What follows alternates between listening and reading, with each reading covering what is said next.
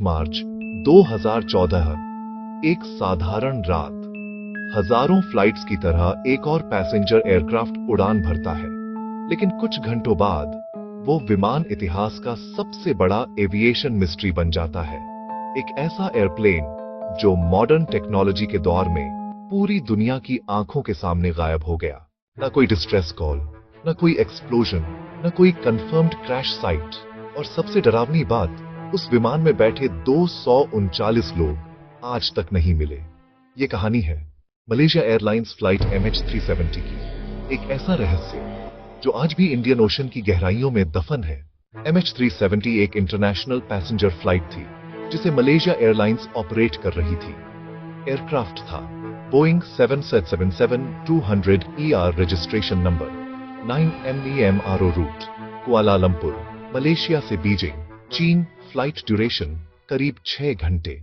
8 मार्च 2014 को रात 12:41 AM पर विमान कुआलालंपुर इंटरनेशनल एयरपोर्ट से उड़ान भरता है।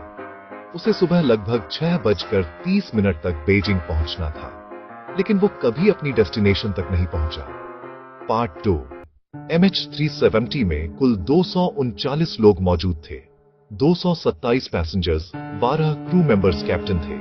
जहरिए अहमद शाह 53 साल के एक्सपीरियंस्ड पायलट, करीब 18,000 घंटे की flying experience. First officer Fariq Abdul Hamid 27 साल के युवा को पायलट। इस फ्लाइट में सबसे ज्यादा पैसेंजर्स चाइना से थे। इसके अलावा Malaysia, India, Indonesia, Australia, France, United states, Iran, Canada, New Zealand, Russia, Ukraine जैसे कई देशों के लोग मौजूद थे। कुछ भारतीय पैसेंजर्स भी फ्लाइट में थे। कई लोग बिजनेस ट्रिप पर थे, कुछ वेकेशंस पर, और कुछ अपने परिवारों से मिलने जा रहे थे। उन्हें नहीं पता था कि वे इतिहास की सबसे रहस्यमयी फ्लाइट का हिस्सा बनने वाले हैं। उड़ान के शुरुआती लगभग 40 मिनट तक सब कुछ बिल्कुल नॉर्मल था। MH370 मलेशिया के एयर स्पेस से निकलकर वियतनाम की तरफ बढ़ रही थी। एयरक्राफ्ट लगभग 35,000 फीट की ऊंचाई पर उड़ रहा था। एयर ट्रैफिक कंट्रोल ट्रांसफर, जब कोई एयरक्राफ्ट एक देश के एयर स्पेस से दूसरे देश में जाता है तो उसकी मॉनिटरिंग रिस्पॉन्सिबिलिटी भी ट्रांसफर हो जाती है। यानी पहले मलेशियन ATC एयरक्राफ्ट को मॉनिटर कर रहा था, फिर वियतनाम ATC को जिम्मेदारी मिलनी थी। ये एविएशन में एक रूटीन प्रोसेस है। आखिरी बातचीत समय था। समय 1:19 बजे सुबह कुआलालंपुर एयर ट्रैफिक कंट्रोल ने कहा, Good night, MH370, contact Ho Chi Minh 20.9. यानी अब एयरक्राफ्ट को वियतनाम ATC से संपर्क करना था। इसके जवाब में कॉकपिट से आवाज आई, Good night, Malaysian 370.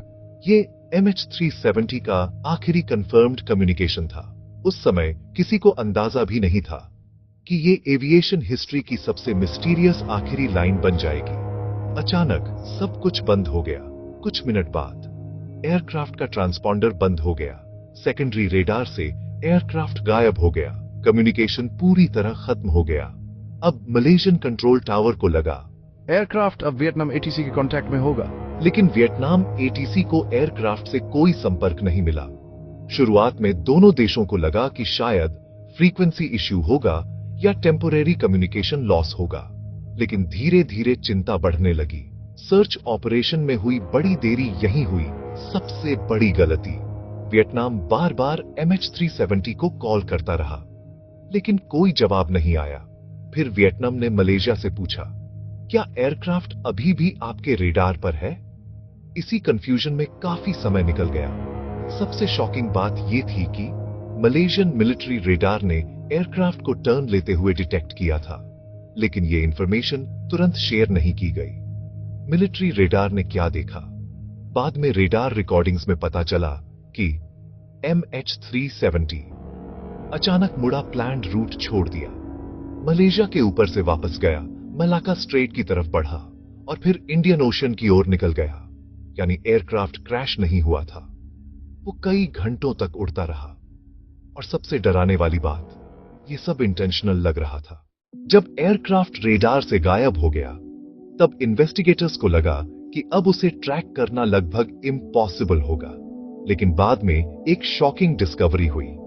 British satellite company इनमरसाट को एयरक्राफ्ट से ऑटोमेटेड सिग्नल्स मिल रहे थे। इन सिग्नल्स को कहा गया सैटेलाइट पिंग्स या हैंडशेक्स। ये वॉइस मैसेजेस नहीं थे, बल्कि एयरक्राफ्ट का ऑटोमेटेड सिस्टम था जो सैटेलाइट को बता रहा था कि एयरक्राफ्ट अभी एक्टिव है।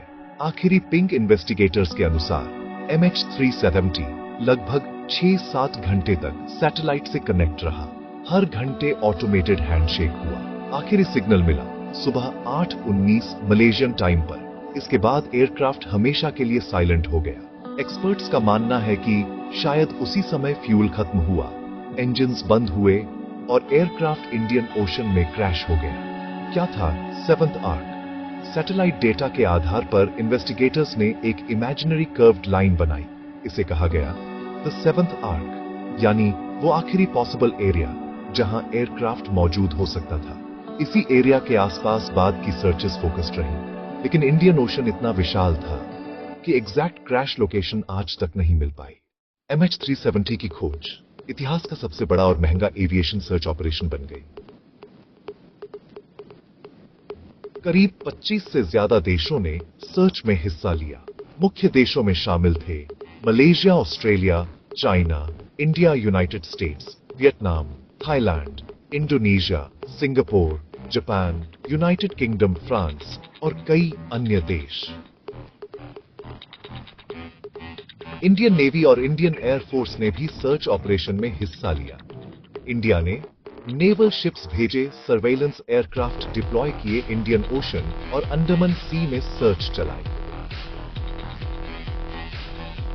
शुरुआत में सर्च साउथ चाइना सी में शुरू हुई, क्योंकि सभी को लगा था कि एयरक्राफ्ट वहीं क्रैश हुआ होगा।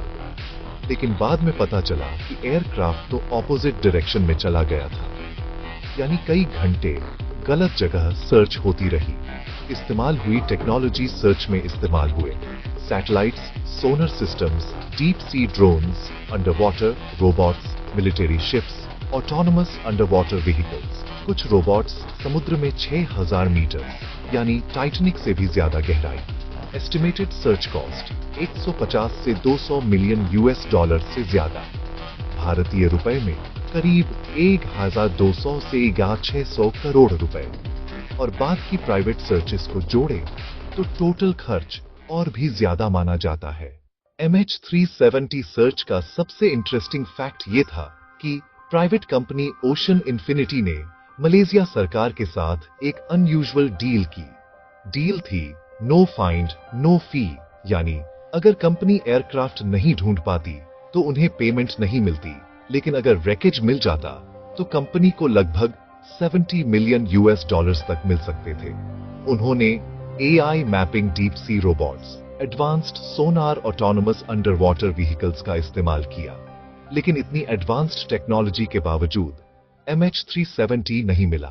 2015 में इंडियन ओशन के रेयूनियन आइलैंड पर एयरक्राफ्ट का एक हिस्सा मिला।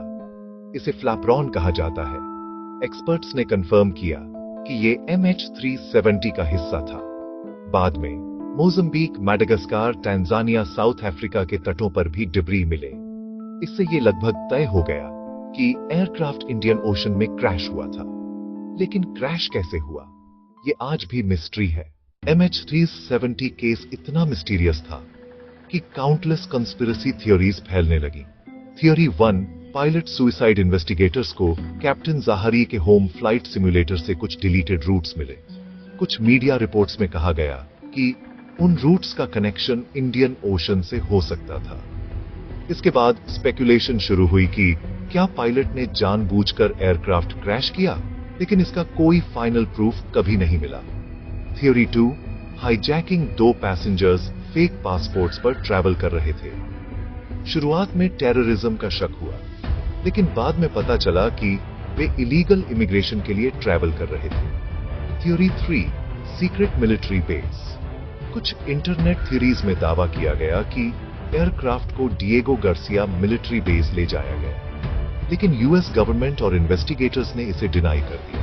थियोरी 4, UFO और सुपरनैचुरल क्लेम्स। इंटरनेट पर एलियंस, UFO, बरम्यूडा ट्रायंगल जैसी थ्योरीज भी वायरल हुई, लेकिन एक्सपर्ट्स ने इन्हें मिथ्स बताया। 12 साल से ज्यादा समय बीत चुका है, लेकिन MH370 आज भी दुनिया की सबसे बड़ी एविएशन मिस्ट्री बना हुआ है। 239 लोग, एक मॉडर्न एयरक्राफ्ट, और फिर भी कोई क्लियर जवाब नहीं। क्या ये एक्सीडेंट था, हाईजैकिंग, पायलट सुसाइड, या कुछ ऐसा जो दुनिया आज तक नहीं समझ पाई? शायद इसका सच आज भी इंडियन ओशन की गहराइयों में छिपा हुआ है। अगर आपको ऐसी मिस्टीरियस रियल स्टोरीज पसंद है तो चैनल जीवेश रिवील्स को सब्सक्राइब जरूर करें, क्योंकि यहाँ हम अनकवर करते हैं दुनिया के सबसे बड़े रहस्य।